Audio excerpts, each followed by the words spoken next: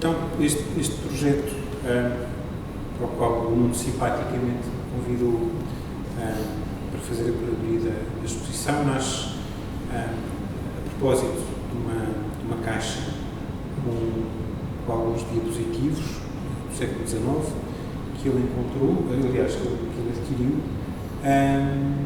e que nos dão a ver um conjunto de imagens do céu, da representação das estrelas ou do cosmos.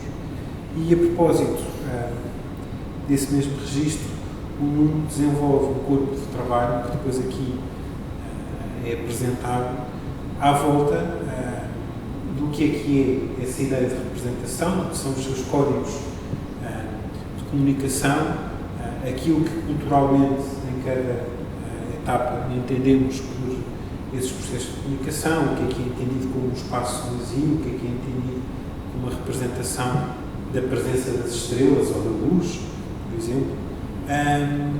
E, na verdade, um pouco com este pretexto, vai-se construindo toda a exposição que vai convidando o visitante, o observador, a fazer um trajeto, um percurso que evolui desde algo que está acima dele, ou seja, o céu, e que vai chamar a sua atenção, até qualquer coisa que evolutivamente vai migrando para o seu interior.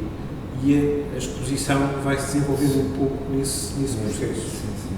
Quero agradecer ao Sérgio também por me ter acompanhado neste processo. Foi um processo curatorial que foi sempre desenvolvido com alguma proximidade e com algum diálogo, e acompanhando os avanços e recuos que o projeto e as alterações que o projeto foi tendo. Efetivamente, ele nasce de um projeto científico, de uma cartografia estelar que foi desenvolvida, sobretudo na segunda metade do século XIX, numa universidade na Alemanha. E tinha como objetivo cartografar as estrelas no hemisfério norte não visíveis a olho nu. Para além do fascínio pelos próprios objetos, que são impressões, era uma caixa que era usada no ensino. Para além do fascínio pelo próprio objeto, havia umas questões da ideia do céu e da nossa orientação. Nós temos sempre uma expectativa de que do céu pode vir alguma coisa que nos pode resolver, dá sempre essa ansiedade, ou essa espera, essa expectativa do céu. Mas trazíamos um outro problema na questão da representação, como o Sérgio falava, que as estrelas, na realidade, são pontos de luz, são pontos de temperatura e de calor, mas numa representação, quando nós precisamos de indicar uma estrela, nós fazemos como pontos negros. Os pontos negros são a ausência precisamente dessa luz e dessa temperatura. E esta dicotomia entre o que a coisa é e como nós, e esta abstração, que isto é um fenómeno de abstração, uma metodologia ligada à abstração, para podermos colocar num plano, pura e simplesmente, porque é mais eficaz, porque é mais eficaz fazer um ponto, é mais rápido e mais económico fazer um ponto e fazer de conta que ele é um ponto de luz, do que pintar tudo à volta para deixar aquele branco do papel.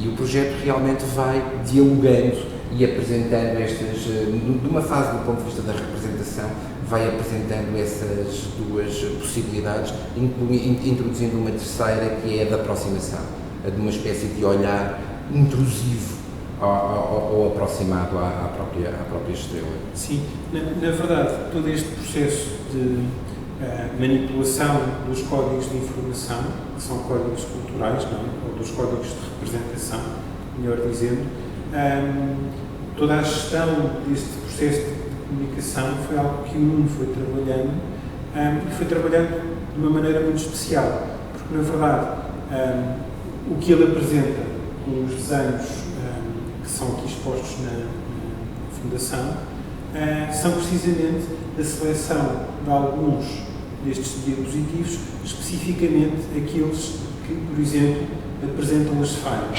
Ou seja, há uma seleção de qualquer coisa que admite um acidente ou que admite um acaso, no âmbito de qualquer coisa que tem um olhar de um rigor científico. E essa dicotomia também, de alguma forma, era importante. Eu lembro das nossas conversas, a questão da linha funda, de alguma forma, também vem precisamente uma linguagem científica que nós temos a expectativa que ela é é rigorosa, correta, que não contempla o acaso, que não é a dúvida e que se apresenta como plena, mas na realidade, com a passagem dos anos, estes diapositivos que são de vidro, é uma caixa com 80, algumas das imagens, estes vidros, foram quebrados, estão partidos, e é precisamente essas linhas do vidro estilhaçado que interferem, produzem rasgos nestas estrelas ou nestas imagens que se vão construindo, que parecem ou movimentos das estrelas, ou uma estrela cadente, ou um planeta, ou um movimento, ou uma simples luz, mas que na realidade, olhando para o objeto, nós percebemos que é um diálogo entre olhar para o céu, que é uma coisa muito distante e quase onírica, não é? O céu tem um lado absolutamente indomável para nós, e depois um acontecimento que é também indomável, mas que é do nosso mundo, que é físico, uma coisa que parte, que quebra, e é esta justa posição entre estes dois territórios, o território de quem olha para cima com os pés assentes na terra. Aliás, a primeira imagem que abre a exposição, que é uma imagem que é um trabalho mais antigo, há um diálogo aqui também temporal, é um trabalho que já foi mostrado, não é um trabalho novo, penso que é o único trabalho que não é novo, e é um desenho de grande dimensão e que nos mostra precisamente essa relação entre estes dois lugares, os pés no chão. Sim. E o olhar no céu. Sim, de certa forma, quer dizer, trata-se de uma tentativa de passar de um registro científico conciliado, de alguma forma, com um registro poético também, não é? Porque há uma articulação, sim. Porque, na verdade, esta dimensão da falha acaba por ser mais próxima daquilo que nós somos do que propriamente apenas um registro taxonómico e científico e na realidade o registro científico e o gesto científico também tem algo de intuitivo. Sim. E de descoberta e de quase de crença, não é? Sim. Acreditar que uma coisa vai naquele sentido e vamos averiguá-la. E também nós é que temos efetivamente algumas expectativas muito compartimentadas. Esta necessidade de organização obriga-nos a isso. Aliás, a necessidade de organização que dá origem precisamente à caixa e que dá depois origem àquilo que é a primeira obra da exposição, que é uma obra que é uma instalação in situ aqui, não quero dizer que seja uma obra site-specific, mas efetivamente a exposição começa pelo acervo. Sim, sim. Aliás, há uma relação curiosa ao longo de toda a exposição que tem que ver com esta alteração da dimensão que as coisas têm, uma espécie de transformação da escala da leitura. Ou seja, quando nós começamos inicialmente com a primeira caixa, os diapositivos originais que o Nuno adquiriu, eles são objetos que nós conseguimos pegar com a mão e têm uma determinada dimensão. Mas depois, quando o Nuno trabalha sobre eles e reorganiza os desenhos e os refaz, ele faz a uma outra dimensão. E essa outra dimensão trabalha sobretudo com a questão da nossa percepção enquanto observadores. Ou seja, o tamanho aumenta e há deliberadamente uma manipulação da questão do reflexo e da questão da moldura que circunscreve o desenho, ou seja, o desenho não é só o que está dentro da moldura, é todo o objeto que é composto, do qual, como eu referi há bocado, a questão do reflexo é muito importante. O que é que isto quer dizer? Há, em lugar-chave da posição, desenhos que deliberadamente nos permitem ver-nos a nós próprios, quase que agindo como espelhos, através do reflexo do vidro, que é propositadamente sobreposto. E isso é uma forma de, alterando a dimensão, alterando a escala, convocar a presença e a reação do homem para aquilo que é a construção do próprio trabalho.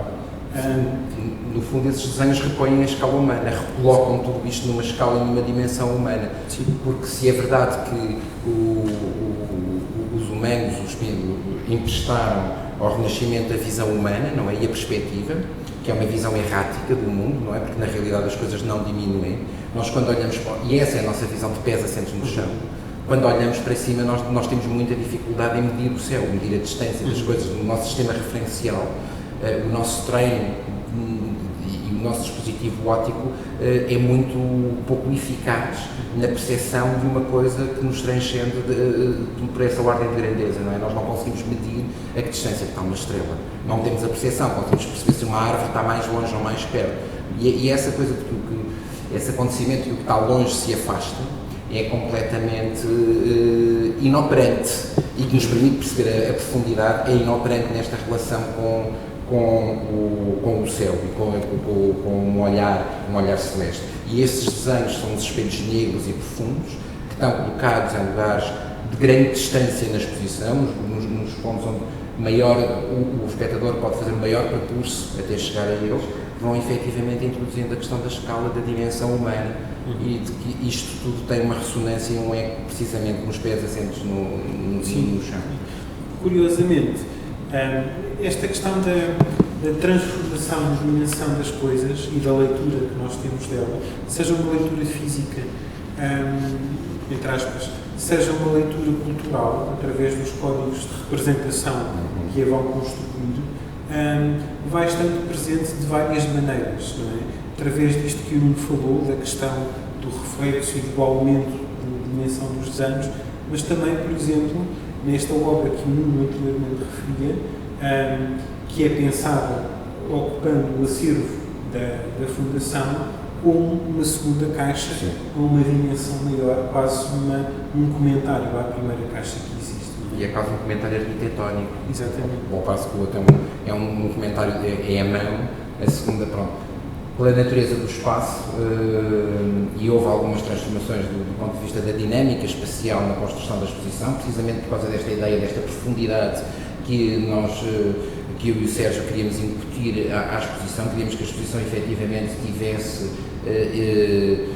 um percurso e um caminho que fosse sempre percorrendo, e esse caminho tinha que ter alguma expressão, e havia principalmente um movimento arquitetónico que cortava toda essa relação, e depois, por ironia do destino, mas também porque foi parte, desde logo pensada, a Fundação, precisamente à porta de entrada na exposição, tem um conjunto de portas que geralmente estão fechadas e que é um acervo. Por isso essas portas foram retiradas e nas redes que suportavam obras da coleção estão nesta altura um conjunto de desenhos que são... por hipótese era possível trocar alguns dos desenhos da exposição com estes, mas também é possível manusear essas redes, manipulá-las e abrir ou fechar os espaços da própria exposição. Como o Sérgio falava, ela faz uma espécie de convocação da obra que vem a seguir, que é precisamente o Atlas, com a caixa com os slides, e por isso, se há uma caixa, a dimensão da mão que guarda as imagens, há um contentor à dimensão da sala e da arquitetura, que guarda os próprios desenhos. Por isso também há aqui uma dimensão que é, nada se esgota num golpe de olhar, não é? Há sempre por muitas perspectivas, por muitas tomadas de vistas que tu tenhas de tudo, mas do céu em particular neste caso, ficam sempre coisas, por isso neste caso são 33 desenhos, podiam ser 333 e estaríamos a falar exatamente da mesma coisa. Na verdade é uma exposição que se vai descobrindo passo a passo, não é? E de cada vez que voltamos encontramos sempre coisas diferentes. Não porque elas mudem, embora possam mudar, mas porque a natureza, a forma como ela aborda todos estes dispositivos, assim o permite. Esta ideia, por exemplo, de qualquer coisa que contém outra, é também algo que vamos encontrar na escultura que encontramos, que está disposta nas salas seguintes, não é? Nós temos esta grande parede que está atrás de nós, que varre todo o conjunto das salas no seu comprimento, e naquilo que é a segunda sala da exposição, e na forma como nós a reorganizamos agora, surge uma outra escultura que atravessa uma das paredes, mas que dentro dela contém um conjunto de outros objetos, replicando um pouco a lógica deste elemento que em si é um objeto, mas permite conter outras informações e outros conteúdos lá dentro, como é, por exemplo, a caixa ou como é, por exemplo, o acervo. E, portanto, esta escultura recorre também de alguma forma a essa lógica. E, na verdade, aquilo que vai acontecendo à medida que nós vamos percorrendo a exposição é que a nossa atenção vai migrando deste ponto mais alto, como o primeiro desenho nos aponta, não é? O primeiro desenho apresenta-nos um conjunto de figuras com um acontecimento que está fora do nosso campo visual, que está acima da imagem, portanto, tantos expectantes perante algo que se anuncia lá em cima, e à medida que vamos avançando, embora o nosso olhar esteja focado no céu, os nossos pés estão na terra, e à medida que vamos andando, essa relação com a proximidade da pessoa e com o que está cá em baixo vai se afirmando. Há um conjunto de objetos que vão surgindo, dentro, por exemplo, da própria escultura que há bocado falava, como, por exemplo, estou-me a recordar de um molde de bronze com uma sola de um sapato, com o desenho de uma estrela, em que temos sempre esta relação de qualquer coisa que nos aponta simultaneamente para baixo, que é uma sola de um sapato, que calca ao chão, mas também para cima, porque tem inscrita nela a imagem de uma estrela. E, na verdade, é esta viagem, entre aspas, entre qualquer coisa que está lá em cima e qualquer coisa que está cá em baixo, que, refeita desta maneira, nos permite humanizar e aproximar daquilo que é a experiência do homem. Sim, tomar posse de sermos tocados. No fundo, a ideia de toque, de sermos tocados pelas Sim. coisas dela, é muito difícil tocar o céu, não é? O céu é quase intocável, pelo menos do ponto de vista da nossa experiência do cotidiano. E aqui esse objeto que se apresenta como sendo uma escultura que tem duas imagens, um positivo de um lado e um negativo do outro, que é uma espécie de slide de imagem de vidro numa outra escala, a escala dos desenhos, mas a junção de duas imagens, o positivo e o negativo, dará uma imagem, um cinzento neutro, por isso ela fica sem informação, naquele caso fica um nada, a junção, e é precisamente pelo afastamento que a imagem se dá a ver. E depois ele desenrola-se numa espécie de limpo, de baixa, muito baixinho, por isso nos obriga também nós, enquanto espectadores, a olhar para baixo, e por isso essa ideia do olhar é corroborada pela própria presença do objeto artístico, e vão habitando essa espécie de passadeira de língua irregular, vão habitando obras de arte e objetos, livros, que de algum modo vão mapeando, desde o telescópio que foi usado semelhante ao que foi usado para fazer estas captações, uns óculos de bronze, réguas, objetos de medição, objetos de trabalho e de observação, vão de algum modo sendo apresentados e vão construindo um território que é o território, por muito que a observação seja do céu e seja por isso de uma dimensão que nos ultrapassa, ela é sempre feita a partir do nosso planeta. Sim. É curioso porque pegando um pouco nisto que estavas a falar, penso que há uma dimensão, eu diria talvez coreográfica, à falta de melhor termo, que passa pela maneira como nós vamos percorrendo a exposição e como a posição do nosso olhar se vai alterando de sala para sala. Portanto, aquilo que começa com um olhar que se dirige para o alto, continua com um olhar que vem de face, de frente, o tal que implica a reflexão da nossa presença, mas que nos convoca também com a introdução desta cor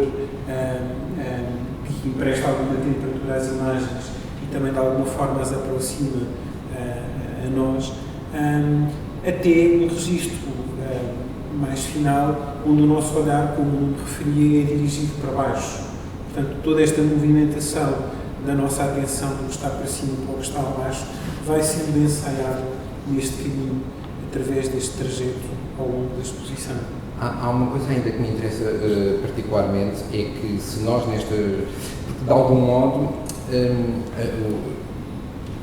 os meus objetos escultóricos partem de um pressuposto que era da possibilidade de eu estar fora do planeta a olhar o que acontece no planeta. E por isso daqui é como se eu ficasse nesse planeta à procura desse ponto onde eu observo todos os objetos, onde eu capto essas observações para desenvolver as minhas esculturas. E isso me interessa esta circularidade que está aqui, que não é uma circularidade na própria exposição, mas esta exposição faz parte de um corpo de trabalho. Não entendo esta exposição como um momento isolado, uma coisa, ou completamente desconectado, não, é parte de um percurso e de um corpo de trabalho que procura entender questões relacionadas com a captação, com a imagem, com a experiência da imagem, como é que as imagens em determinados lugares, mudando de lugar, elas podem adquirir novas significações simbólicas. Isso é uma coisa que me interessa particularmente. E como é que eu ver um objeto de um ponto para o outro, ou de um outro para o outro ponto, mudar o ponto de vista de algum modo, como é que o objeto se apresenta com outra configuração e com outra importância ou relevância ou no espaço, neste caso, no espaço pictórico. Esta questão da construção da imagem é bastante relevante, quer dizer, eu chamava se calhar só a atenção também a um outro aspecto. Quando nós olhamos para o desenho, há aqui uma situação que é um bocadinho desarmante, em algum sentido, que é, nós conseguimos perceber que toda a parte, por exemplo, onde se inscrevem os negros, é feita ou acusa o gesto da mão e acusa-o de uma forma bastante intensa, ou seja, há um vigor na forma como este negro é preenchido que de alguma forma complementa uma espécie de rigor que aparece no decalque depois. No fundo, é o que acontece aos slides, é o vigor o rigor da representação e o vigor da linha que se parte. Sim. E de algum modo esta é uma linha muito profunda que faz essa marca, e que nós temos também a expectativa de que um desenho rigoroso e minucioso não pode ser feito com gesto largo e desprovido de intenção, tem que ser contido.